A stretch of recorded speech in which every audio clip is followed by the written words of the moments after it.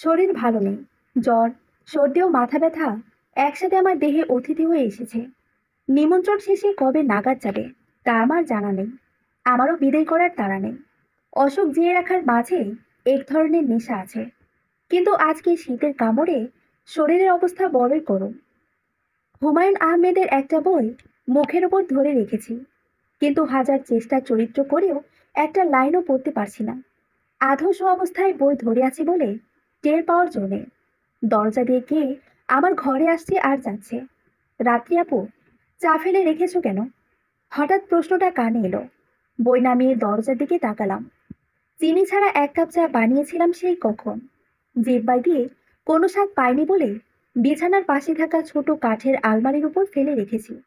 সেটা দেখে প্রশ্ন করলো রোহান, আমার ছোট আপা, অর্থাৎ ছোট চাচার ছেলে হলো রোহান। আমার চেয়ে 4 বছরের ছোট।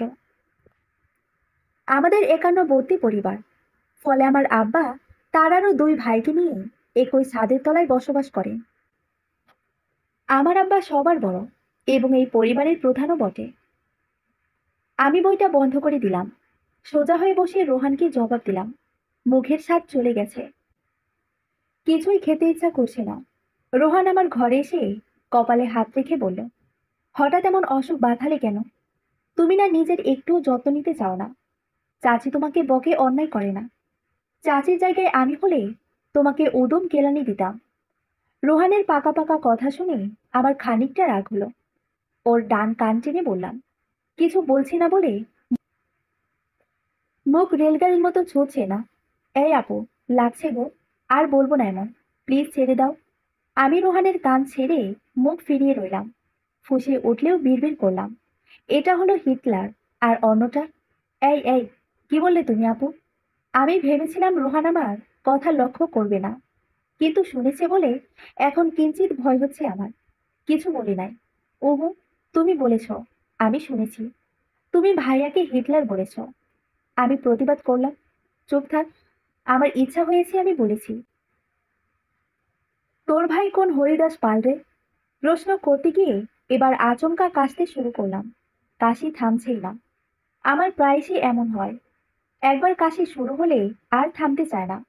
এমন অবস্থা দেখে রোহান অস্থির হওয়ার ভঙ্গিতে ছুটে গেল রুম ছেড়ে।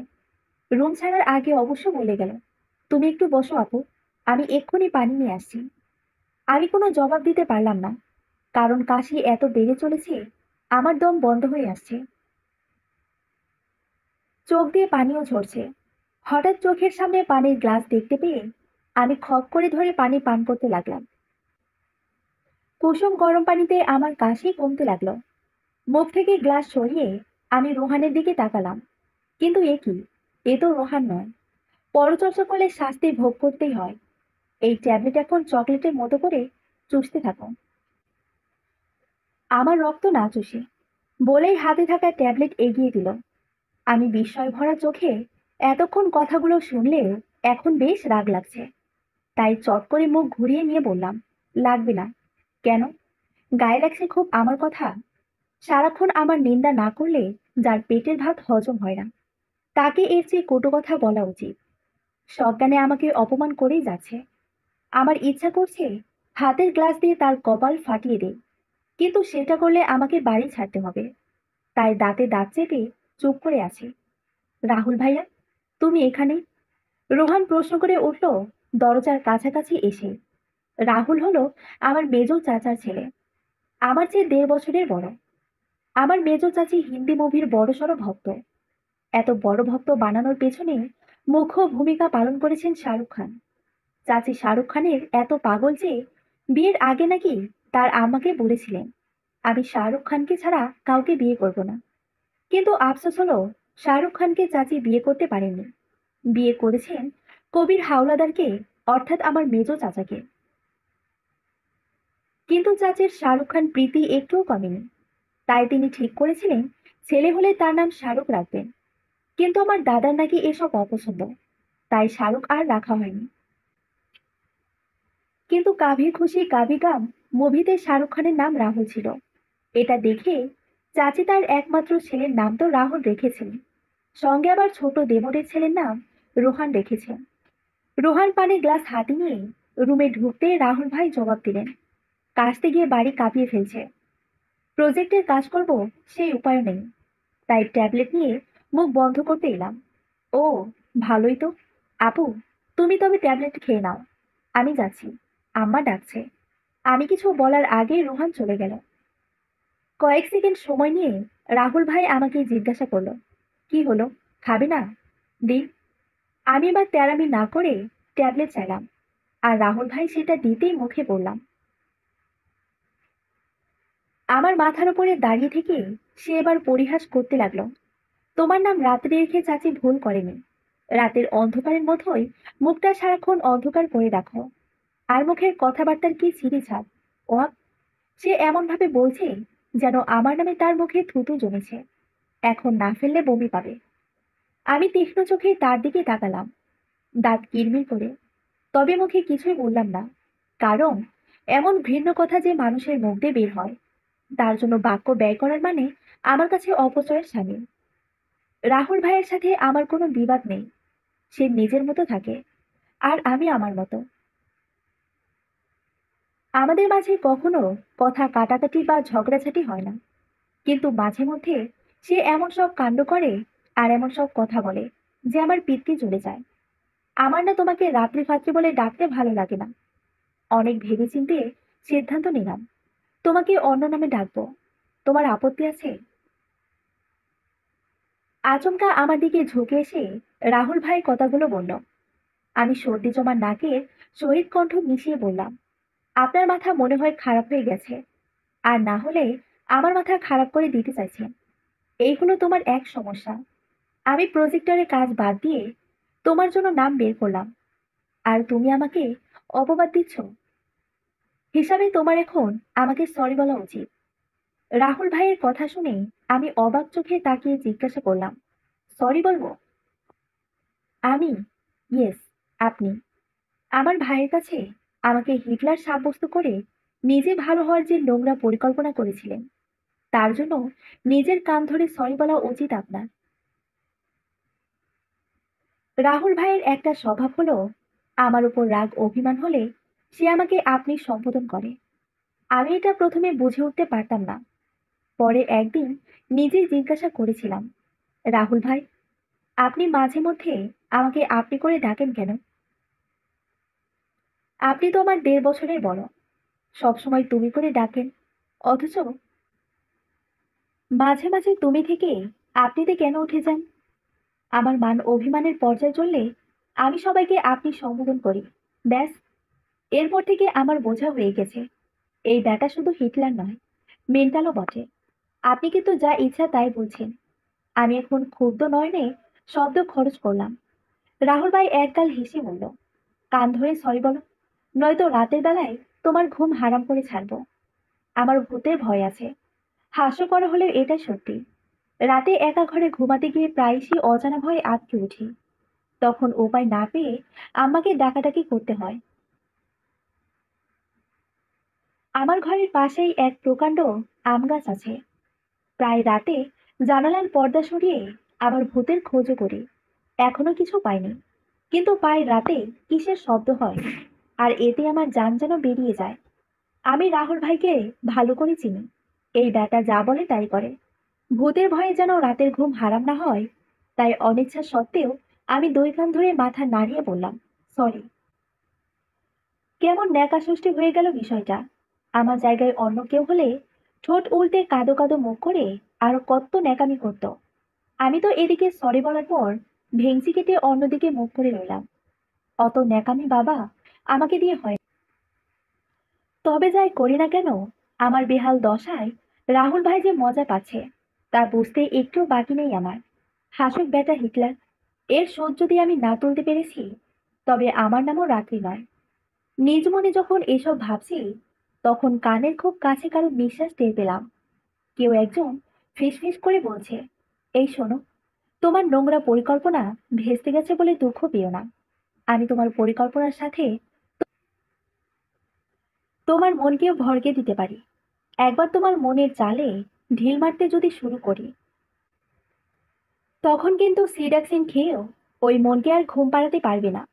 So don't distract me. Otherwise. আমি তীক্ষ্ণ দৃষ্টিপাত করতেই রাহুল ভাই থেমে গেলেন, কিন্তু ঠোঁট টিপে রহস্য করে হাসলেন। সোজা হয়ে দাঁড়িয়ে এক পা দুই পা করে উল্টো দিকে হেঁটে আমার রুম ত্যাগ করলেন। এদিকে নির্বিকায় আমি ভাবনার ভিড়ে আবারও কাশতে শুরু করলাম। তবে এবারের কাশিতে গলায় নয়, হৃদয়ে দহন হচ্ছে। সাদা সেদ্ধ ডিমের বুকের উপর ছুরি চালানো হচ্ছে। আস্ত একটা ডিম 4 অংশে হয়েছে বিভক্ত। এক ফালি ডিম এবার আলুর মিশ্রণে নিজেকে করছে আড়াল। অতি যত্নে যখন আলুর মিশ্রণে লুকায়িত ডিম উত্তপ্ত তেলে গা ভাসিয়ে দিল, তখন আমি শুনতে পেলাম, কি করছিস রে রাত্রি? তেমন কিছু না মেজো আম্মা, ওই তো ডিম আলুর চপ করছিলাম। ঘর্মাত্মক মুখ ওড়না চালিয়ে এবার খুন্তি নিয়ে ব্যস্ত হলাম আমি। মেজো আম্মা পাশে এসে দাঁড়িয়ে কড়াইয়ে উকি ঝুঁকি মেরে মন্তব্য করলেন, দেখতে তো বেশ হয়েছে, কিন্তু এমন ভর দুপুরে আলুর চপ কেন? প্রশ্ন করে এবার আমার কপালে হাত রেখে আরেক দফা প্রশ্ন করলেন, জ্বর কি গেছে? হুঁ।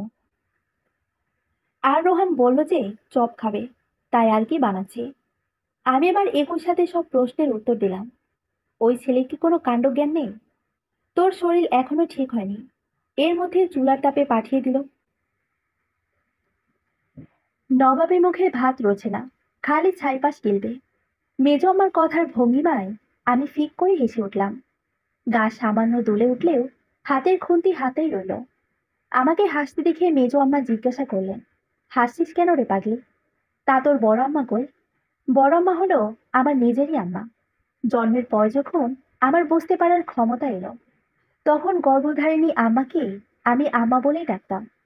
কিন্তু বড় হবার পর আরো দুটো আম্মা পেয়ে আমি চট করে তাদেরকে ডাকতে শুরু করলাম, যথাক্রমে বড় আম্মা, মেজো আম্মা এবং ছোট আম্মা বলে।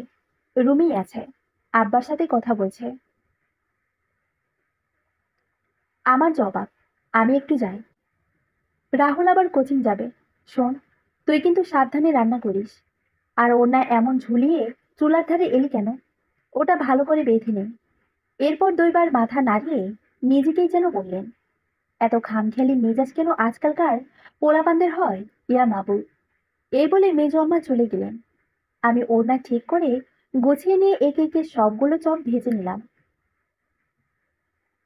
ইস আপু, কি দারুণ খেতে হয়েছে গো! কেবল এক কামড় খেয়ে রোহান প্রশংসায় গদগদ হয়ে গেল। বাড়তি প্রশংসা কখনোই পছন্দ নয় আমার। তাই রোহানের মাথায় চাটি মেরে বলে উঠলাম, ঠিক করে জিভেও লাগেনি। আর পান দিতে ব্যস্ত হয়ে পড়েছিস? এই, তুই সবসময় আমাকে এমন গ্যাস দিস কেন? কি আজব, লোকে প্রশংসা পায় না বলে কান্নাকাটি করে, আর তুমি আমাকে মারলে? প্রশ্ন করে হতবাক হয়ে আমার পানে তাকিয়ে রইল রোহান। বিছানায় পা ঝুলিয়ে বসেছি আমি, মুখ বেশ টান টান করে। আমি অনেক কিছুই ভাবছি। রোহানের কথাগুলো কানের ভেতর দিয়ে আসা যাওয়া করলেও আমার মস্তিষ্কে স্থায়ী হতে পারছে না। অমনোযোগী আমাকে তোয়াক্কা না করে রোহান চপ খাওয়ায় মনোযোগী হলো। একটা দুইটা করে খেতে গিয়ে প্রায় 9টা চপ শেষ করে ফেললো, অথচ আমি খেয়ালই করলাম না। বিছানা ছেড়ে নামলো রোহান, কারণ একটানে এতগুলো চপ খেতে গিয়ে বুকে যেন আটকে আছে, পানি ছাড়া নামবে না। কিন্তু এসব বিষয় আমি খেয়াল করলাম না, বিধায় রোহানকে জিজ্ঞাসা করলাম, কোথায় যাচ্ছিস? এতগুলা চপ খেয়ে বুকের দলা পেকে গেছে, পানি না খেলে নির্ঘাত মরণ হবে। আরেকটা বাকি আছে চপ, ওটা তুমি খেয়ে নিও। রোহানের কথা শুনে আমি প্রায় আটকে উঠলাম। কি বললি? একরাশ বিস্ময় নিয়ে একবার রোহানের দিকে আরেকবার চপের বাটিতে তাকালাম। সত্যি সত্যি একটা চপ পড়ে আছে। আমি চপ বানানোর পর একটা বড় আব্বা আর একটা মেজো আব্বা খেতে দিয়েছিলাম। ছোট আব্বা বাড়ি নেই, তাই ভেবেছিলাম দুইখানা রেখে দেব। এরপর যা থাকবে তা আমি আর রোহান মিলে খাবো। কিন্তু ভাবনার ভিড়ে এই ছেলে যে সব খেয়ে নেবে তা আমি একটুও ভাবিনি। আমার ভীষণ রাগ হচ্ছে মাত্র একটা চপ দেখে, কিন্তু রোহান ততক্ষণে ঘর ছেড়ে পালিয়ে গেছে। একটা চপ অনাথের মতো বাটিতে পড়ে আছে। সেই বাটি হাতে নিয়ে আমি বিড়বিড় করলাম, এই একটা খেয়ে আর কি হবে? রোহান পেটুক কোথাকার, তোকে সামনে ডিম আলুর চপ না দিয়ে গবরের মুড়িঘণ্ট দেব। তখন খেয়ে ভেটকি মাছ হয়ে থাকিস। রাগে দুমদাম পা ফেলে আমি একটা রুমের সামনে এসে দাঁড়িয়ে পড়লাম। কিছুক্ষণ ইতস্ত করেও দরজায় কড়া নাড়লাম। খট শব্দে দরজা খুলে গেল। গায়ে জ্যাকেট চাপিয়ে দিতে ব্যস্ত তরুণ ব্যস্ত ভঙ্গিতেই জিজ্ঞাসা করলো, কি চাই? আপনি কি মুদির দোকান খুলে রেখেছেন নিজের ঘরে? আমার প্রশ্ন শুনে ভ্রু কুঁচকে জিজ্ঞাসা করলো, মানে? অসময়ে এসব কি বলছো? আপনার সময় অসময় হতে পারে রাহুল ভাই, আমার এখন সুসময়। আর মুদির দোকান বলেছি কারণ আপনি জানতে চাইলেন আমি কি চাই। ভাবখানা আপনার এমন যেন যা চাইবো তাই দিবেন। কথা শেষ করে আমি ডান দিকে মাথা নাচালাম। আমি জানি রাহুল ভাই এখন কোচিংয়ে যাবেন।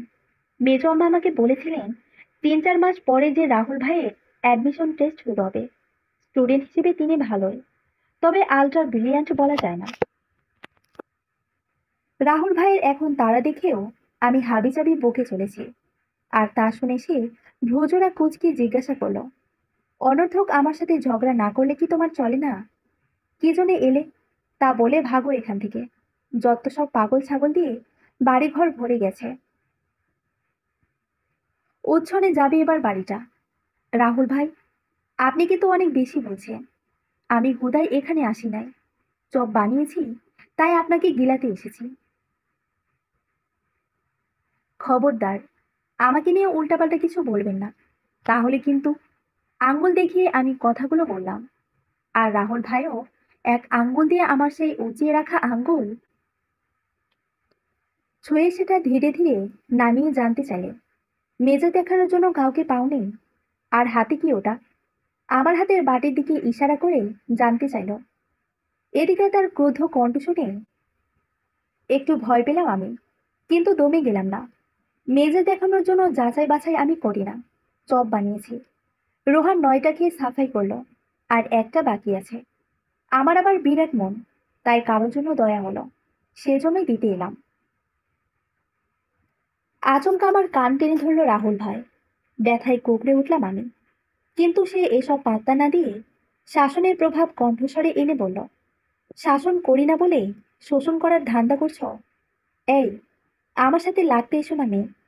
কুচি কুচি করে কেটে নুন মরিচ ছড়িয়ে দেব। রাহুল ভাইয়ের হাত ছাড়ানোর চেষ্টা করছি, আর রাগে রিরি করছে আমার শরীর। কান ছাড়ুন আমার, নয়তো চিৎকার করে মেজো আমাকে ডাকবো। আপনি আমাকে মারধর করেন, এর বিচার আমি মেজো আব্বাকেও দিব। দাও, আমি পরোয়া করি না। তোমাকে পিটিয়ে বেহুশ করতে পারলেও অপমানের শোধ নেওয়া হবে না। কান ছেড়ে এবার আমার হাত থেকে বাটি কেড়ে নিল রাহুল ভাই। চপটা শূন্যে তুলে চোখ বুলিয়ে বলল, দেখতে তোমার মতো বাঁকা তেরা, খেতে কেমন কে জানে। আমি নিজের ব্যথাযুক্ত কানে হাত বুলিয়ে বললাম, আপনাকে খেতে কে দিল? আপনি নিজেই কেড়ে নিলেন। দিন আমার জিনিস আমাকে, যত সব। আমি কান ছেড়ে রাহুল ভাইয়ের দিকে হাত বাড়ালাম, কিন্তু সে আমাকে ধমকে উঠল, চুপ। ধমকে উঠতেই আমি চুপসে গেলাম। আমাকে চুপসে যেতে দেখে রাহুল ভাইয়ের ঠোঁট টিপে একটুখানি হাসলো, বলল, যে জিনিস আমার পছন্দ হয় তা আমি নিজের করেই ছাড়ি, সে চপই হোক। আর একটু থেমে নরম গলায় বলল, মানুষই হোক। কথা শেষে রাহুল ভাই হাসলো রহস্য করে। এরপর দুম করে আমার মুখের উপর দরজা লাগিয়ে কোচিংয়ে চলে গেল। হঠাৎ জোরে শব্দ হয়, আমি কেঁপে উঠলাম। গোল গোল চোখে বন্ধ দরজার দিকে তাকিয়ে থেকে ভাবলাম, এই ব্যাটার মতলব ভালো না। ছিনতাই করে খেয়ে কবির মতো বাক্য শুনিয়ে দানবের মতো দরজা লাগিয়ে চলে গেল। নির্ঘাত কোনো সমস্যা আছে। জ্যোৎস্না ধোয়া রাত, আকাশের রূপ কি মোহনীয়। হালকা বৃষ্টির ছোঁয়া লেগেছে বিশ্ব চরাচরে। গা ছমছম করার মতো রাত্রিরেও মনে আবির জাগে ক্ষণে ক্ষণে। এরূপ রোমাঞ্চিত রাতেও মন খারাপ হতে পারে, তা কল্পনাতেই ছিল আমার। তবে মন খারাপ আচমকা হয়ে যায়নি। দীর্ঘদিনের মন খারাপগুলো একটু একটু করে জমা হয়েছিল। আজ সুযোগ পেতেই সেটা বিনা বাধায় বেরিয়ে এলো। একরাশ জ্যোৎস্না এসে উপচে পড়েছে আমার ঘরে। সেই জ্যোৎস্নাতেই হয়তো স্পষ্ট বোঝা যাচ্ছে আমার পিঠ সমান তালে ওঠানামা করছে। বিছানায় উপর হয়ে আমি যে অনবরত কাঁদছি, সেটাই থমকানো পরিবেশে মৃদু গুঞ্জন তুলছে। বালিশ আলিঙ্গন করে কিঞ্চিত মাথা তুলে কান্না ভাসা গলায় কিশোরী মনের আক্ষেপ জানালাম নিজেকে। এত বছরের আশা আকাঙ্ক্ষায় যিনি পানি ঢেলেছে, তাকে আবার সোহাগ করতে যাওয়া। লজ্জা হওয়া উচিত আমার। আমার সাথে সবসময় এমন করার পরেও আমি সবকিছু ভুলে গিয়ে তার সাথে মিলেমিশে থাকি। আর ওই বেটা হিটলার আমার সবকিছু নষ্ট করে ফুর্তি করার পায়তারা করে। গত 1 বছর ধরে বলে কয়ে বড় আব্বাকে রাজি করালাম বইমেলায় নিয়ে যেতে। 5 মিনিটে কেনা সেটা বানচাল করে দিল। আমি ছাড়বো না, সত্যি। আমি ওই বেটা হিটলারকে ছাড়বো না। এর পিকনিক করার পরিকল্পনা যদি আমি ভেস্তে দিতে না পারি, তবে আমার নামও রাত্রি না। রাত 2টো নাগাদ আমার কান্না থামলো। ফুলের নকশা চিত্রিত ওড়না দিয়ে ভেজা চোখ জোড়া মুছে নিলাম। রাত এখন বড়ই গভীর, থমথমে ও রহস্যময়। নিজের নিঃশ্বাসের শব্দও রহস্যজনক বলে ঠেকছে। গা ছমছম করার মতো অবস্থা, অথচ নির্ঘুম আমি পা ঝুলিয়ে বসে আছি বিছানার পর। আজ আমার ঘুম আসবে না কিছুতেই। না, এখন আমার কান্না পাচ্ছে না, তবে মাথা ঝিমঝিম করছে। নাক ও চোখ ভেজা ভেজা লাগলেও গলায় যেন চৈত্রের খরা লেগে রয়েছে। আমি বিছানা ছাড়লাম, শব্দ বাঁচিয়ে হাঁটতে লাগলাম পা টিপে টিপে। এখন আমি রান্নাঘরে যাব পানি আনতে। এমন রাত দুপুরে আগে কখনো নিজ রুম ছেড়ে বের হইনি, কারণ আমি সাহসী মেয়ে নই। তবে লোকে বলে আমি নাকি ইসরে পাকা। এদিকে রাত দুপুরে বিচরণ করার সময় আমার স্বভাব বিরুদ্ধ। কিন্তু আজ আমার মন খারাপ, ভীষণ খারাপ। মানুষের মন যখন প্রচন্ড খারাপ থাকে, তখন প্রাকৃত বা অপ্রাকৃত ভয় তাকে খুব একটা স্পর্শ করতে পারে না। আমার ক্ষেত্রেও আজ তাই প্রযোজ্য। রান্নাঘরে এসে যখন ফিল্টার থেকে পানি নিব, তখন মনে পড়ল পানির বোতল রুমে ফেলে এসেছি। তাই অগত্যা বড় আমার পানি পানির পাত্র দিয়ে নিজের জল তৃষ্ণা নিবারণ করলাম। আমি নিজের জিনিসপত্র ব্যতীত কারো জিনিস ছুঁয়েও দেখি না, কিন্তু আজ অদ্ভুতভাবে অনেক কিছুই করে ফেলছি, যা আমার চিন্তা সীমানায় কখনো অবস্থান করে না। রান্নাঘরের বাইরে আলোর স্বল্পতা রয়েছে, তাই হাঁটতে গিয়ে সামান্য হোঁচট খেলাম আমি। এমনিতেই কারণে অকারণে হোঁচট খাওয়া আমার দৈনন্দিন আহারে পরিণত হয়েছে। যাই হোক, নিজেকে সামলে নিয়ে যখন কিছু পথ হাঁটলাম, তখন একটা মানব শরীরের ধাক্কায় আটকে উঠলাম, কিন্তু চিৎকার করার অবকাশ পাইনি। একটা বলিষ্ঠ হাত আমার মুখ চাপা দিয়ে কণ্ঠরোধ করার চেষ্টা করলো। প্রায় আলোশূন্য ঘরে একটা মানব মূর্তি দেখে আমার চোখ বেরিয়ে আসার উপক্রম হলো। কিছু বুঝে ওঠার আগে সেই মানব মূর্তি আমাকে টেনে নিয়ে যেতে লাগলো। এদিকে আমি হাত পা ছোড়াছুড়ি করে কাইকুই শব্দ করতে লাগলাম, কিন্তু বিশেষ কোনো লাভ হলো না। আলোকোজ্জ্বল কোনো এক ঘরে এসে মানব মূর্তি যখন স্থির হলো, তখন আমি ছিটকে এসে তাকে চিনতে পারলাম। এটা রাহুল ভাই, যে কিনা আমার চেয়ে বছর 4 বড়। কিন্তু মাঝ রাত্রিতে তার এমন কাণ্ড দেখে এখন আমার ভয় ক্রমশ রাগের দিকে গড়িয়ে যাচ্ছে। কিশোরী মনে রাগ কি অল্প জমে? আমি প্রায় চেঁচিয়ে উঠে জিজ্ঞাসা করলাম, এমন রাত্রিরে আমায় এখানে ডাকুর মতো তুলে আনলেন কেন? রাহুল ভাই আশেপাশে পর্যবেক্ষণ করে দরজা লাগিয়ে দিল। তার অস্বস্তি প্রমাণ করছে সে নিজেও ভয় পেয়েছিল। অল্প সময়ে নিজেকে গুছিয়ে নিয়ে রাহুল ভাই উত্তর করলো, আমি তোমার রুমে গিয়েছিলাম, পাইনি। চলে আসতে হাঁটছিলাম, পরে কিসের আওয়াজ হতে রান্নাঘরের দিকে গেলাম। আর এত ব্যাখ্যা বিশ্লেষণ আমার চাইনি। কোনো কারণে ডাকর মতো ধরে আনলেন, সেটা আগে বলুন। আমার এমন কথা শুনে রাহুল ভাই এবার হাত ভাঁজ করে দাঁড়ালো। তার মুখের পেশি টান টান। নিজের ঘরে কেউ তাকে ডাকো বলল, এই বিষয়টা তার ঠিক হজম হচ্ছে না, যা আমি আন্দাজ করলাম তার চেহারা দেখে। তোমার মুখ কিন্তু অনেক বেশি চলছে রাত্রি। আমি তার কথায় মোটেও পাত্তা দিলাম না। সামান্য চঞ্চল স্বভাবের মেয়ে আমি। এসব চুনোপুটিকে মান্য করার মতো ভদ্রতা আমার কমই আছে। এ নিয়ে অবশ্য আমার বড় আমার কষ্টের শেষ নেই। তার একমাত্র মেয়ে নাকি দিন দিন বেয়াদব হয়ে যাচ্ছে। যাই হোক, আমি মহিয়সী নারীর মতো রাহুল ভাইকে জিজ্ঞাসা করলাম,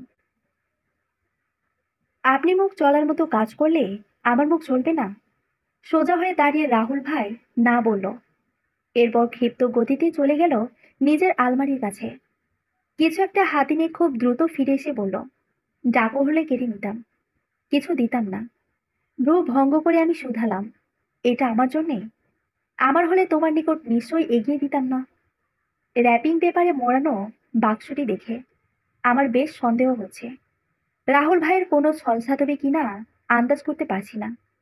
সেও বুঝতে পারছে আমি দোটানায় আছি, তাই একগাল হেসে বলল, এতে কোনো ফাঁকিবাজি নেই, তুমি নিশ্চিন্ত মনে নাও। রাহুল ভাই আশ্বস্ত করলেও আমি নিশ্চিন্ত হতে পারলাম না। মনের মধ্যে খসখসানি নিয়ে বাক্স স্পর্শ করলাম। রাহুল ভাই বাক্স ছেড়ে দিয়ে বলল, খুলে দেখো। আবারও ভ্রু ভঙ্গ করে আমি জিজ্ঞাসা করলাম, খুলতে হবে? নয়তো কি, সাজিয়ে রাখার কথা ভাবছো? এমন ঠাস ঠাস কথা বলা আমার মোটেও পছন্দ না। চল শক্ত হলো আমার। বললাম, রাত দুপুরে একের পর এক কথা শুনিয়ে যাচ্ছে। আমি বলিনি আমায় কিছু দিতে। আহ, চড়ছ কেন? হ্যাঁ, পুচকি একটা মেয়ে, অথচ কম বয়সেই পেকে বসে আছো। খুলে দেখো। না বাবা, এবার কোনো দ্বিধা নয়, নয় কোনো সংকোচ। রাগে গম্ভীর হয়ে ফ্যাত ফ্যাত করে র্যাপিং পেপার ছেড়ে আমি বোকা বনে গেলাম। তাকে প্রশ্ন করলাম, এসব কি? খুব মোলায়েম কণ্ঠে জবাব দিল, তোমার বইমেলায় যাওয়ার পণ্ড করেছি বলে। ও তাই নাকি? অসীম রাগ চেপে আমি চোখে মুখে মেকি হাসি ফুটিয়ে তুললাম। সেই হাসি দেখে রাহুল ভাই সামান্য দ্বিধান্বিত হলো। কেমন কেমন মুখ করে জানতে চাইল, হ্যাঁ, তুমি খুশি হওনি? ভীষণ। এত খুশি রাখি কোথায় বলুন তো? আপনি আমার বই মেলায় যাওয়া নষ্ট করে আমার জন্য বই কিনে আনলেন, তাও এমন বই, যেই বই আমি 2 বছর আগেই পড়ে ফেলেছি। সেই বই দিয়ে রাত দুপুরে আদিক্ষেতা করছেন আমার সাথে। আমি ভীষণ রেগে গিয়েছি, আর আমার রাগ দেখে ভড়কে গেল রাহুল ভাই। বাড়ির কেউ শুনতে পেল কিনা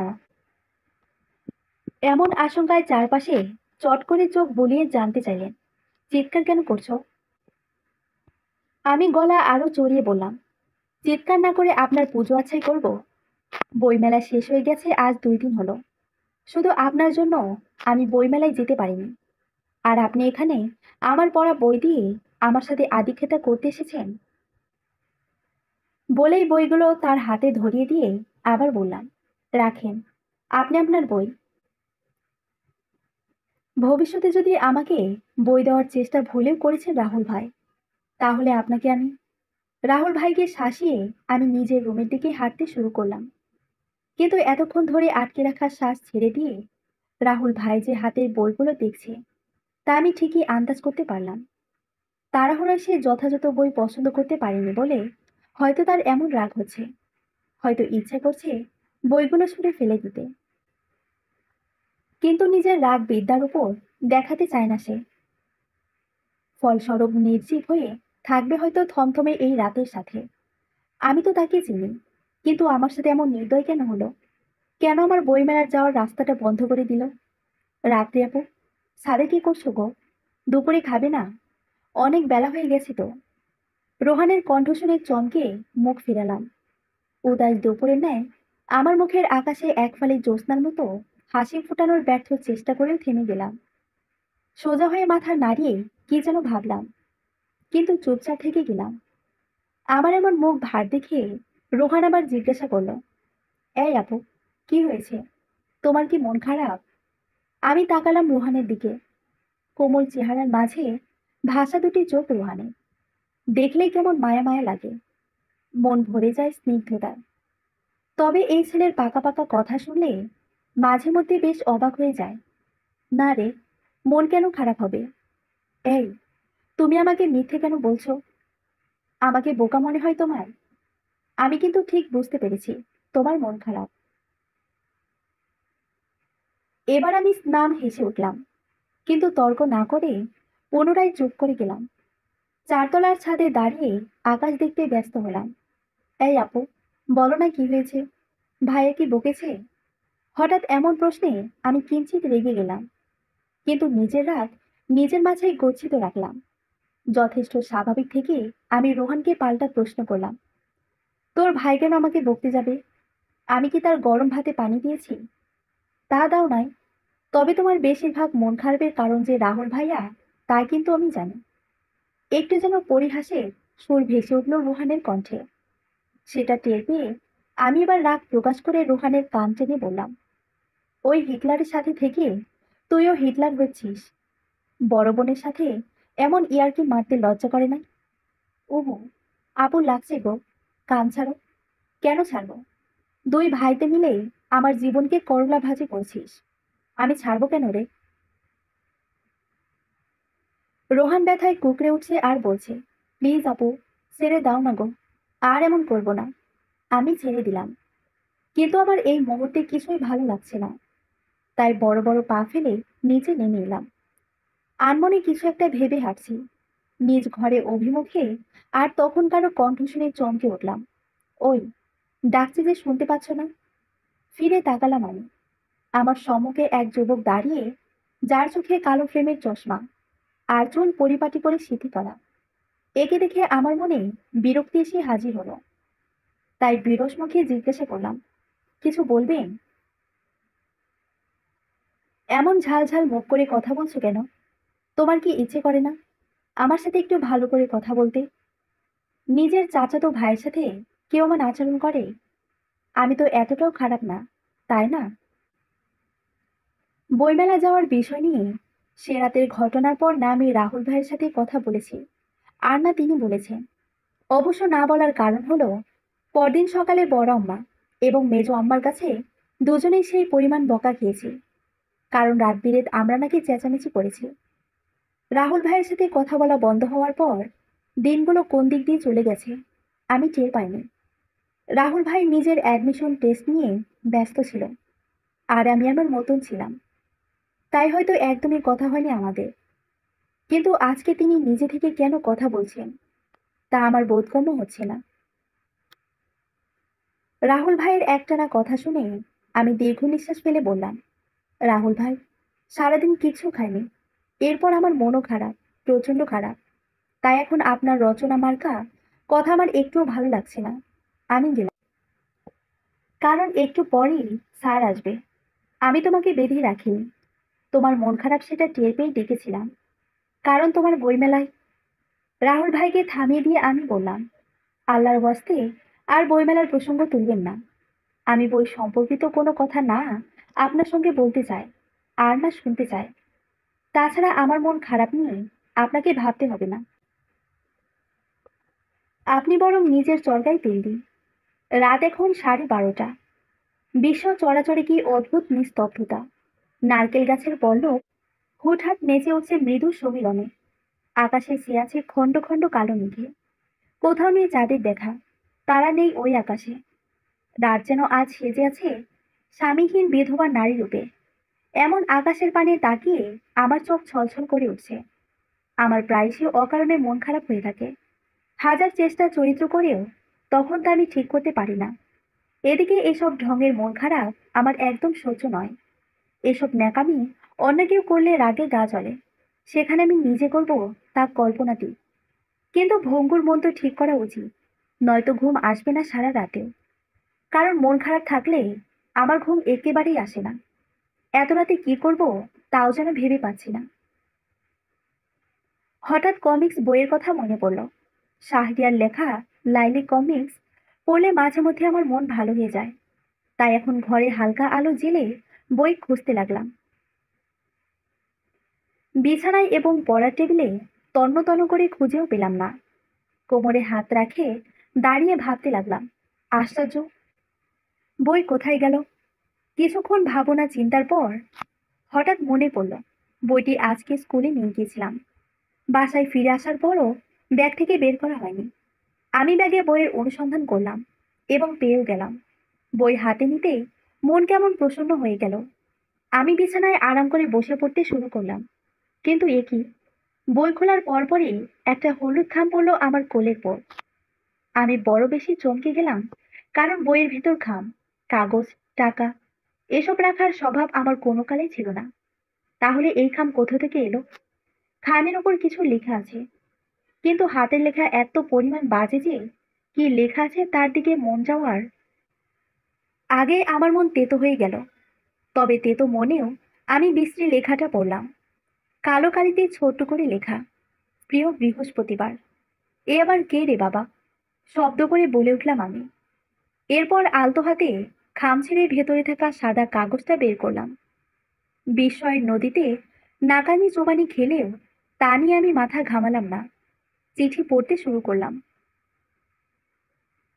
প্রিয় বৃহস্পতিবার, নাম শুনে হয়তো চমকে গেছো, অথবা ভাবছো অন্য কারো চিঠি তোমার কাছে চলে গেছে। না রাত্রি, এটা তোমারই চিঠি। তুমি আমাকে চিনবে না, কিন্তু আমি তোমাকে চিনি, খুব ভালো করেই চিনি। আর তাই তো তোমাকে। এতটুকু পড়তেই হঠাৎ আমার রুমের দরজায় শব্দ হলো। জীবনের প্রথম অপরাধ না করেও মনের মধ্যে অপরাধবোধ জাগ্রত হলো। আমি দ্রুত চিঠি লুকিয়ে ফেললাম। মনের মধ্যে রাজ্যের অস্থিরতা নিয়ে চটপট নিজেকে গুছিয়ে দরজা খুলে দিলাম। ঘুমিয়ে পড়েছিলে? রাহুল ভাই দাঁড়িয়ে। হঠাৎ করে এই সময়ে তার আগমন আমার মাথায় ঢুকছে না। আমি কোনো মতে মাথা নাড়িয়ে জবাব দিলাম, না, ভেতরে আসি। তার গলায় অনুরোধের সুর। আমি প্রত্যাখ্যান করলাম না, বললাম আসুন। রুমের ভেতর ঢুকে আবার জিজ্ঞাসা করলো, মন খারাপ? আজকে রাহুল ভাই অন্য ঢঙ্গে কথা বলছে, আমার কেন যেন লাগছে। আমি নিজের ভেতরকার অস্বস্তি প্রকাশ না করে বললাম, না। তাহলে এত রাত অবধি জেগে আছো কেন?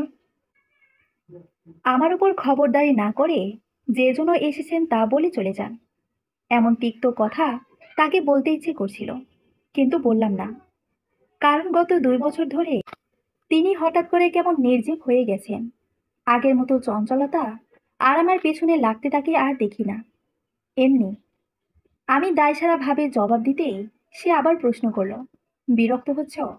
ধ্যাত, কি হয়েছে আপনার? হঠাৎ আজকে এমন করে কথা বলছেন কেন? আমি বড় বেশি বিরক্ত হলাম। আমাকে বিরক্ত হতে দেখেও রাহুল ভাই তেমন কোনো প্রতিক্রিয়া ব্যক্ত না করে বলল, আমি কালকে ঢাকায় চলে যাচ্ছি। যাওয়ার আগে তোমার সাথে দেখা করতে এলাম। বিশ্ববিদ্যালয়ে গণ্ডি পেরিয়ে না আসা পর্যন্ত বাড়িতে তেমন আসা হবে না। রাহুল ভাই বেসরকারি বিশ্ববিদ্যালয়ে ভর্তি হয়েছে। দীর্ঘদিন সরকারি বিশ্ববিদ্যালয়ে চক্কর কেটেও কোনো লাভ হয়নি। তাই শেষ ভরসা হিসেবে বেসরকারি বিশ্ববিদ্যালয় বেছে নেওয়া। রাহুল ভাই ঢাকা চলে যাবে, এসব শুনে আমার তেমন কিছুই হয়নি।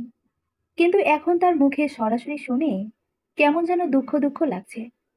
তুমি আমার চাচাতো বোন, তোমার সাথে আমার কখনো শত্রুতা ছিল না। তবে মাঝে মাঝে যে কথা কাটাকাটি হতো তা আমি বড় উপভোগ করতাম। তোমার কথা আমার ভীষণ মনে পড়বে। আচ্ছা, তোমার কি আমার কথা মনে পড়বে? এমন গাঢ় গলায় আমি কখনো রাহুল ভাইকে কথা বলতে শুনিনি। আমার হঠাৎ অন্যরকম লাগছে তার এসব কথা শুনে। আমি রাহুল ভাইয়ের দিকে এক দৃষ্টিতে তাকিয়ে আছি। ভাবছি কত শত কথা আর তাকে নতুন করে দেখছি। রাত্রি, আমি তোমার জন্য একটা নাম ঠিক করেছি। যাওয়ার আগে আচমকা কি যেন হলো আমার। আমি রাহুল ভাইকে বাধা দিয়ে বললাম, আমার কালকে পরীক্ষা আছে, ঘুমাতে হবে এখন। আপনি এখন যান। বড় আম্মা বা মেজো আম্মা দেখলে বকাবকি করতে পারেন। আমি জানি না আমি কেন রাহুল ভাইকে বাধা দিলাম। বাধা দিয়েছি বলে যে তার মন খারাপ হলো তাও টের পেলাম। কিন্তু নিজের সমস্ত আবেগ শক্ত করে চেপে রেখে আমি হঠাৎ করে আজ কেমন নিষ্ঠুর হয়ে গেলাম। রাহুল ভাই চলে গেলেন চুপ করে, মাথা নামিয়ে। সময় ধরে রাখার জিনিস নয়, সে চলে যায় যেন অতি গোপনে। এই যে দেখতে দেখতে আমি স্কুল পেরিয়ে এখন কলেজ স্টুডেন্ট হয়ে গেলাম। পড়াশোনা যেমন তেমন করে চলে যাচ্ছে। জীবনে বড় কোনো স্বপ্ন নেই। আজ পর্যন্ত স্বপ্ন দেখার বিষয়েও আমার ভাবনা আসেনি। আমি মুক্ত আকাশের মুক্ত পাখি, তাই তো বাধাহীন হয়ে উঠতে ভালোবাসি। তবে বাড়ি থেকে বলা হচ্ছে এইচএসসি ফাইনাল দিলে আমাকেও রাহুল ভাইয়ের মতো ঢাকায় পাঠিয়ে দেওয়া হবে। আমারও ইচ্ছে আমি এখান থেকে দূরে কোথাও চলে যাই। কারণ এখানে থাকলে এক অদৃশ্য সত্তা আমাকে তাড়িয়ে বেড়াবে। প্রিয় বৃহস্পতিবার, এই নামটা চমৎকারভাবে আমার জীবনের সাথে মিশে গেছে। কিন্তু অদ্ভুত ব্যাপার হলো, এতদিনে আমি মাত্র 3টে চিঠি পেয়েছি। আর তার চেয়ে বড় কথা হলো, চিঠির মালিকের পরিচয় আমি এখনো জানতে পারিনি। কিন্তু আমার জানতে খুব ইচ্ছে করে, দেখতে খুব মন চায়। আর জানতে ইচ্ছে করে সে কিভাবে মাত্র 3টে চিঠি দিয়ে আমার মনকে এলোমেলো করে দিয়েছে। এসব ভাবতে ভাবতে আমি কলেজ থেকে ফিরছি। রিক্সা পাইনি, তাই বাড়ি অবধি হেঁটে যাচ্ছি। হঠাৎ রিক্সার বেল শুনতে পেয়ে পিছনে তাকালাম এই চিন্তা করে, যদি বাকি পথটুকু রিক্সায় যাওয়ার কপাল হয়। কিন্তু রিক্সা ফাঁকা নয়। তবে যাত্রী আমার পরিচিত বলে আমি কয়েক কদম এগিয়ে এসে জিজ্ঞাসা করলাম, রাহুল ভাই, আপনি এখানে?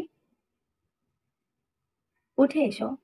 রাহুল ভাই ছোট্ট করে বলতেই আমি বিনা বাক্যে রিক্সায় চড়ে বসলাম এবং সাথে সাথেই শুনতে পেলাম, তোমাকে নিতেই কলেজে গিয়েছিলাম। আমাকে? কেন? আমি অবাক হয়ে জিজ্ঞেস করলেও রাহুল ভাই কোনো জবাব দিল না। চিন্তায় কেমন আচ্ছন্ন হয়ে রইল। আমি স্পষ্ট বুঝতে পেরে অন্য প্রসঙ্গে বললাম, আপনার তো এখন ক্লাসে থাকার কথা, কখন এলেন? রাহুল ভাই প্রায় ৩ বছরের মতো পড়াশোনা বন্ধ রেখেছিলেন। এরপর মাস ৬ হলো নিজের নানার বাড়িতে থেকে অনার্স পড়ছেন। তার জীবনে হঠাৎ কি হয়েছিল তা নিয়ে আমার জানার খুব আগ্রহ ছিল। কারণ মেজো আব্বা আর মেজো আম্মাকে দেখেছিলাম হন্যে হয়ে তার জন্য ছোটাছুটি করছিলেন। কিন্তু কোন কারণে এমন ছোটাছুটি করছিলেন তা আমি আজও জানতে পারিনি। রাহুল ভাই সামনে তাকিয়ে আছে, শূন্য দৃষ্টিতে গভীর ভাবনায় বিভোর হয়ে আছে।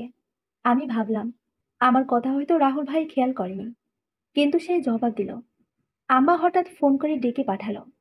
আমি এখনই ঢাকা থেকে এসেছি, বাড়ি যাইনি। চাচি মানে তোমার বড় আম্মা বলেছেন তোমাকে সাথে নিয়ে বাসায় ফিরতে। তাই বাস থেকে নেমে সরাসরি তোমার কলেজে চলে গিয়েছিলাম। কিন্তু যেতে দেরি হয়ে গেল, আর তোমাকে পাইনি। খোঁজ নিয়ে জানলাম তুমি নাকি বেরিয়ে পড়েছ। সবই আমি বুঝলাম, কিন্তু রাহুল ভাইয়ের সাথে কোনো ব্যাগ দেখতে না পেয়ে বড় বিস্মিত হলাম।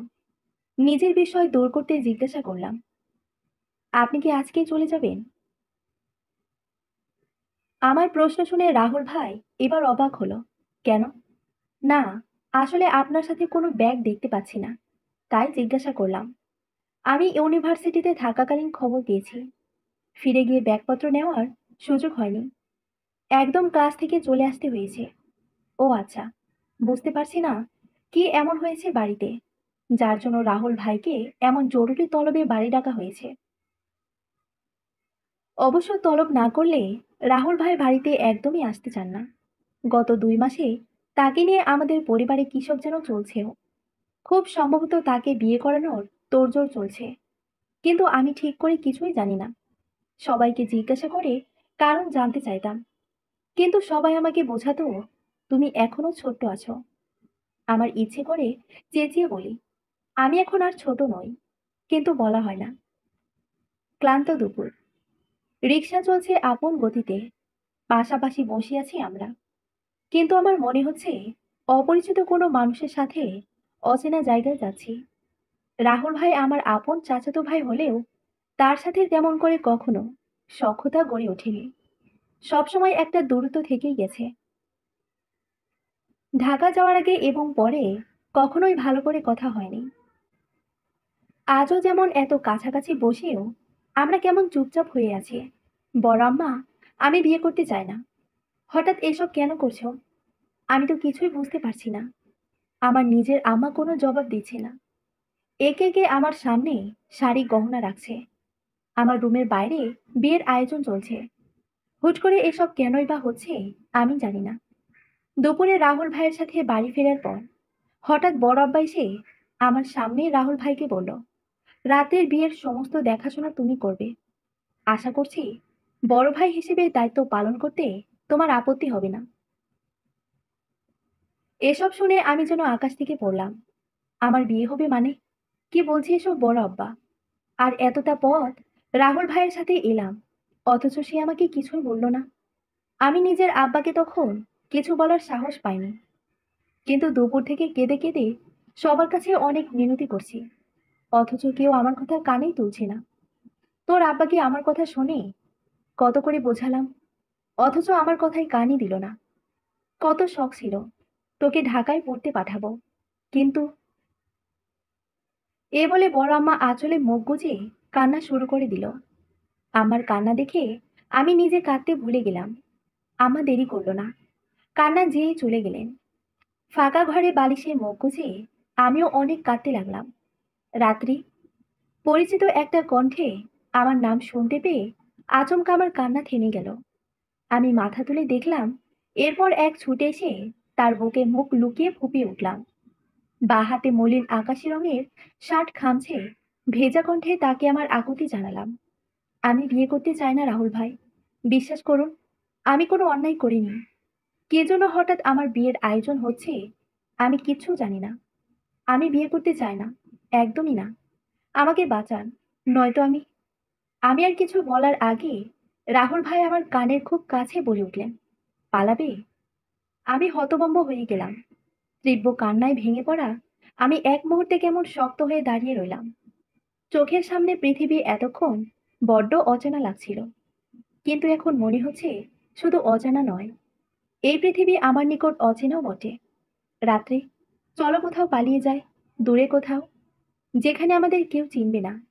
তোমাকে কেউ বিয়ে করার জন্য জোর করবে না, আর আমাকে।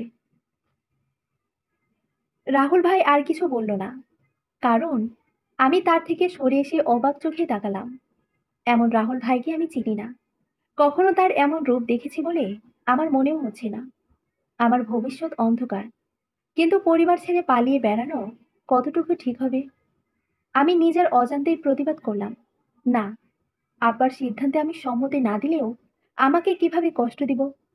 পালিয়ে গেলে আব্বা আমার উপর রাগ করে আমাকে অনেক কষ্ট দিবেন। আমি পারবো না রাহুল ভাই। কিন্তু তুমি তো বিয়ে করতে চাইছো না, আর আমিও চাই না তোমার বিয়ে এখনই হোক। এই বলে রাহুল ভাই মাথা নামিয়ে নিলেন। তার চোখ মুখ দেখে বোঝা যাচ্ছে সে হয়তো আরো কিছু বলতে চাইছে। আমিও আশা করছি সে আরো কিছু বলুক, কিন্তু আশা নিয়ে বেশিক্ষণ থাকতে পারলাম না। অজানা হতাশা আমাকে ক্রমশ আচ্ছন্ন করে ফেলল। আমি ব্যর্থ ও আহত হয়ে বিছানায় বসে পড়লাম। বড় আম্মার রেখে যাওয়া শাড়ি নিজের হাতের মুঠোয় চেপে মনের মধ্যে আবার অগোচরে কেঁদে উঠলাম। মাথা ঝিমঝিম করছে আমার, শরীর লাগছে বড্ড দুর্বল। মনে হচ্ছে টানা 10 ঘন্টা পরিশ্রম করে যেন ঘুম থেকে উঠেছি। চোখ মেলে যখন ভালো করে আশেপাশে তাকালাম, তখন সবকিছু অপরিচিত লাগছে। কোনো এক অজানা ঘরের বিছানায় আমি শুয়ে আছি। নড়াচড়া করতেই আমার হাতের চুড়িতে শব্দ হলো।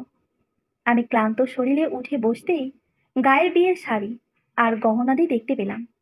একটু সময় লাগলো আমার, কিন্তু চট করে মনে পড়লো আজকে আমার বিয়ে, এবং সেই জন্য আমি বধূ সেজেছিলাম। মাথায় হাত থেকে আমি সবকিছু মনে করার চেষ্টা করছি, কিন্তু সব আবছা আবছা লাগছে। আমি মাথায় হাত চেপে কিছুক্ষণ বসে রইলাম। ঘরে আলো কমে আসছিল। হঠাৎ সুইচ টিপ দিল কেউ। শব্দ হতে আমি চমকে তাকালাম। অপরিচিত এক যুবক দাঁড়িয়ে আছে, যাকে এর আগে কোনোদিন আমি দেখিনি। মুখের সর্বত্র লেগে আছে মুগ্ধ হাসি। মুখশ্রী দেখতে কোনো নায়কের চেয়ে কম নয়, কিন্তু চুল বড্ড এলোমেলো, আর এলোমেলো তার চোখের দৃষ্টি। কেমন অস্বাভাবিক চাহনিতে দেখছে সে আমাকে। অগোছালো পায়ে আমার কাছে ছুটে আসতে চাইল, কিন্তু আমার কাছে আসার আগেই হুট করে মেঝেতে পড়ে গেল। আমি আঁতকে উঠলাম। ভাবলাম বিছানা থেকে নেমে গিয়ে তাকে উঠতে সাহায্য করি, কিন্তু ভয় এবং জড়তায় আচ্ছন্ন হয়ে রইলাম। সে নিজেই সোজা হয়ে মেঝেতে বসে রইল। আমার বিছানার কাছাকাছি এসে বিছানা ওপর পড়ে থাকা আমার হাত ধরার জন্য নিজের হাত বাড়ালো, কিন্তু তার হাত অস্বাভাবিকভাবে কাঁপছে। মানুষটাকে আমার একটুও স্বাভাবিক মনে হলো না। কেমন অসুস্থ লাগছে তাকে। অদ্ভুতভাবে আমি ভুলে গেলাম ভাবতে আমি এখানে কিভাবে এলাম। এই যুবকটিকে, সে রুম বন্ধ করে এমন অস্বাভাবিক আচরণ কেন করছে? আমার চিন্তার মাঝে হঠাৎ নিজের হাতের উপর তার হাত পড়তে আমি চমকে হাত সরিয়ে নিলাম। সে দুঃখী দুঃখী মুখ করলেও আমাকে মিষ্টি হাসি উপহার দিল। এরপর নিঃশব্দে হাতের ইশারায় বুঝিয়ে দিল আমাকে ভীষণ সুন্দর লাগছে। এমন পরিস্থিতিতে এর আগে পড়লে হয়তো চিৎকার চেঁচামেচি করে বাড়ি মাথায় তুলতাম, কিন্তু দুর্বল শরীর আর এই অস্বাভাবিক মানুষটাকে দেখে আমি কেমন যেন স্তব্ধ হয়ে গেলাম। ভয় লাগছে, কিন্তু যার নিজের শরীর বেসামাল সে নিশ্চয়ই আমার ক্ষতি করবে না। তবে দেখে মনে হচ্ছে না যে নেশা করেছে। হয়তো শারীরিক অসুস্থতায় সে দুর্বলতা অনুভব করছে। আমার ক্রমশ সব মনে পড়ল। পালিয়ে যাওয়ার কথা চিন্তা করেও বাতিল করেছিলাম বড় আব্বা আর বড় আম্মার জন্য। রাহুল ভাইও আর জোর করেনি। আমি একরাশ দুঃখ নিয়ে তৈরি ছিলাম অচেনা একজনকে স্বামী হিসেবে গ্রহণ করার জন্য। সেজেগুজে নিজের ঘরে অপেক্ষা করছিলাম। তখন এক অপরিচিত আপু শরবতের গ্লাস নিয়ে আমার ঘরে এসে বলেছিল, আপনার মেঝো আম্মা শরবত পাঠিয়েছেন, খেয়ে নিন। মেজো আম্মা পাঠিয়েছেন শুনে আমি আর দ্বিমত করিনি, পেটেও কিছু পড়েনি, তাই চুপচাপ খেয়ে নিয়েছিলাম। কিন্তু এর কিছুক্ষণ পরেই আমার কি যেন হলো, আচমকা ঘুম ঘুম ভাব হচ্ছিল। এরপর কি হয়েছে আমার কিচ্ছু মনে নেই। অগাছালো কিন্তু রাজপুত্রের মতো দেখতে যে যুবক আমার সম্মুখে মেঝেতে বসে আছে, তার চোখের দৃষ্টি অস্বাভাবিক হলেও সে দৃষ্টিতে কোনো ধুলো নেই। কেমন পবিত্র চোখে সে আমাকে দেখছে আর টিপতে পেয়ে ক্লান্ত হাসি দিচ্ছে। তার চোখে চোখ রেখে আমি যখন তাকিয়ে রইলাম, তখন কাপা কণ্ঠে সে বলে উঠল, প্রিয় বৃহস্পতিবার, প্রিয় বৃহস্পতিবার। এই শব্দ যুগল শুনে আমি স্তম্ভিত হলাম। এক মুহূর্তের জন্য সবকিছু কেমন স্বপ্নের মতো মনে হলো। আমি অবিশ্বাসের চোখে তার দিকে তাকিয়ে অস্থির হতে লাগলাম। সে মেঝেতেই বসে আছে। আমার বিস্ময়, আমার অস্থিরতা নিজের চোখ দিয়ে নিবিড় পর্যবেক্ষণ করে আমাকে বলল, রাত্রি, আমি সে যে তোমাকে এই নামে চিঠি লিখতাম। আমি তো তোমাকে। হঠাৎ মানুষটা কেমন অস্বাভাবিক হয়ে গেল। তার কথা এলোমেলো হয়ে যাচ্ছে। মাথায় হাত দিয়ে কুঁকড়ে উঠল। আ আ শব্দে চিৎকার করে উঠল। আমার কেমন ভয় ভয় লাগছে। কিন্তু ভয় হলেও এত কম সময়ে তার এমন করুণ পরিস্থিতি দেখে আমার বড্ড মায়া হলো। আমি দ্রুত বিছানা ছেড়ে নেমে জিজ্ঞাসা করলাম, কি হয়েছে আপনার? এমন করছেন কেন? এমন বিস্তৃত অবস্থায়ও সে আমার দুই হাত নিজের বুকের মধ্যে চেপে অশ্রু ভেজা চোখে বলল, আমি তোমাকে ভালোবাসি। আমি তো তোমাকে ভালোবাসি, প্রিয় বৃহস্পতিবার। সে যুবক আর কিছু বলার আগেই আমি নারী কণ্ঠের ব্যাকুলতা শুনতে পেলাম দরজার ওপাশে। মিরাজ, মিরাজ, বাবা দরজা খোল, দরজা খোল বাবা। নারী কণ্ঠ শুনে মানুষটা আমাকে শক্ত হাতে জড়িয়ে ধরে বাচ্চাদের মতো মিনতি করলো, আমি তোমাকে ছাড়বো না, আমি তোমাকে কোথাও যেতে দেব না। তুমি শুধু আমার, তুমি শুধুই আমার। এসব বলে আবারও আ আ শব্দে চিৎকার করে কেমন যেন অস্বাভাবিক হয়ে গেল। তার অবস্থা দেখে মনে হচ্ছে তার মাথায় অনেক যন্ত্রণা হচ্ছে। আমি অনেক কষ্টে তার শক্ত বাঁধন থেকে নিজেকে মুক্ত করলাম। এরপর দরজা খুলে দিতেই একজন মহিলা ঘরে প্রবেশ করলেন। ছুটে গিয়ে সেই যুবকদের মাথা কোলে রেখে কেঁদে উঠলেন। বললেন, বাবা মিরাজ, কি হয়েছে তোর? তাকা আমার দিকে, দেখ, আমি তোর মা। বারান্দায় দাঁড়িয়ে আছি। আজকে আকাশে মস্ত বড় চাঁদ, কিন্তু ওই চাঁদ আমাকে আজ আর টানছে না। না, আমার মন খারাপ নয়, আবার মন ভালোও নয়। কেমন যেন বৃদ্ধ তৃষ্ণার শোক মনে ঢেউ খেলে যাচ্ছে। দেখতে দেখতে 10 বছর কেটে গেছে। এই 10 বছরের একটা দিনও আমার সুখ ছাড়া কাটেনি। কিন্তু আমি কখনো তৃপ্তি নিয়ে বলতে পারিনি, আমি ভালো আছি। আম্মু, তুমি ঘুমাবে না? 6 বছরের একটা মেয়ে দাঁড়িয়ে আছে ঘুম ঘুম চোখে। আমার মেয়ে, যার জন্ম আমার গর্ভে হয়নি, অথচ আইনের চোখে আমি তার মা। আর সে আমার সন্তান। হ্যাঁ, ও আমার পালিত সন্তান, ফারিসা। 2 পা এগিয়ে এসে আমি মৃদু হাসলাম। এরপর ফারিসাকে কোলে নিয়ে বললাম, এখনই ঘুমাবো আম্মু, চলো যাই। রুমে এসে মেয়েকে শুইয়ে দিলাম। এরপর আমিও শুয়ে পড়লাম। কিন্তু ঘুম এলো না। এই 10 বছরে আমি একটা রাতও ভালো করে ঘুমাতে পারিনি। বিছানায় কিছুক্ষণ ছটফট করার পর আমি উঠে পড়লাম। আলমারি থেকে লুকিয়ে একটা কাগজ বের করলাম। চুপি চুপি বসার ঘরে এসে আলো জেলে পড়তে শুরু করলাম।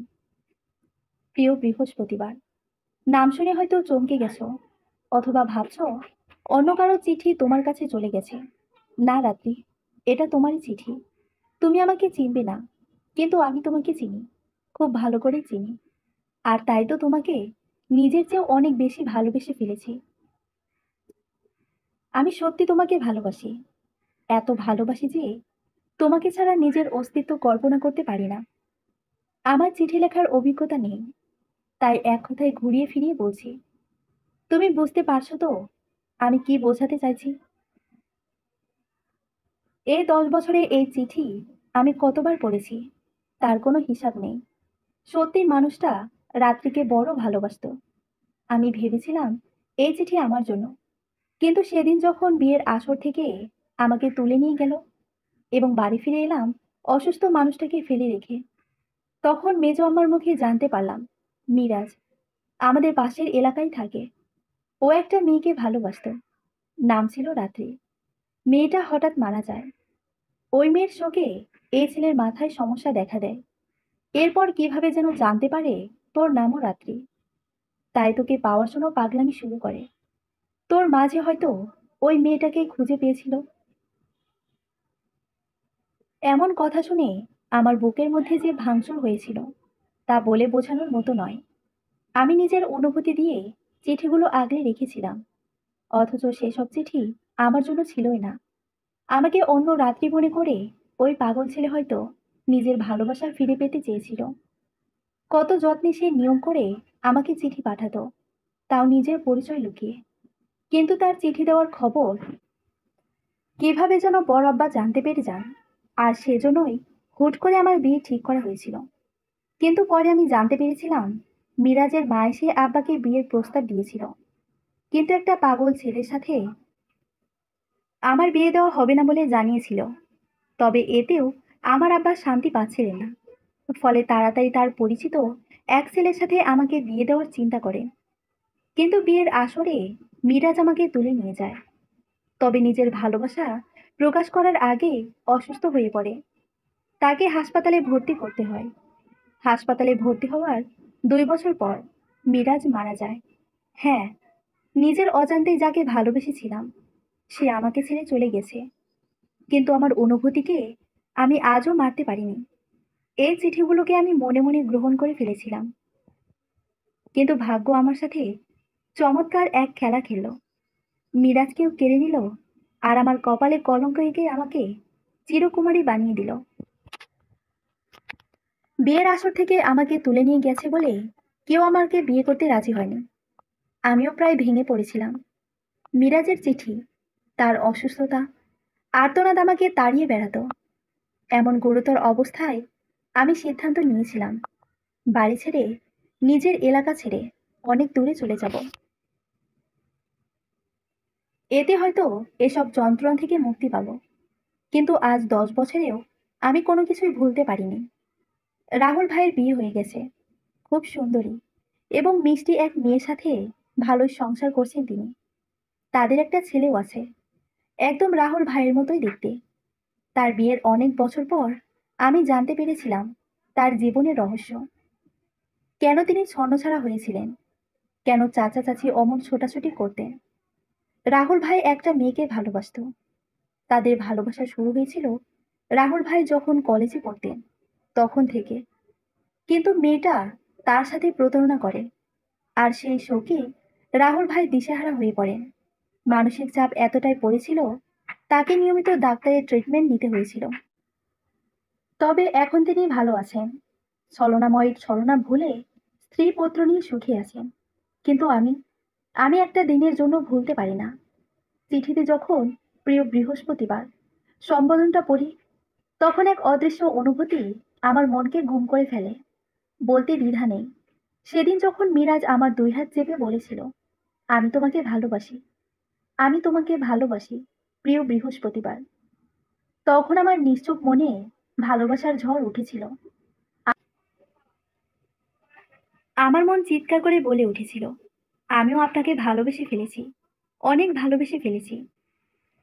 কিন্তু পারিনি বলতে। মিরাজের দেওয়া চিঠিতে এখন চোখের জল পড়তেই আমি ফুপিয়ে কেঁদে উঠলাম। রোজ রাতে চোখের কোণে জল জমা হয়। আমি কাঁদি আমার না হওয়া ভালোবাসা মানুষের জন্য। আমি আর্তনাদ করি আমার না হওয়া প্রেমিকের মৃত্যুর জন্যে, যার ভালোবাসা আমার জন্য ছিলই না। অথচ এই সত্য আজও আমার মন মানতে পারেনি, কারণ আমার ভালোবাসা তো মিথ্যে ছিল না। আমি তো তাকেই ভালোবেসেছিলাম, আজও ভালোবাসি হয়তো। এমন জ্বালাময়ী ভালোবাসায় ডুবে থাকবো বাকি জীবন। সমাপ্ত।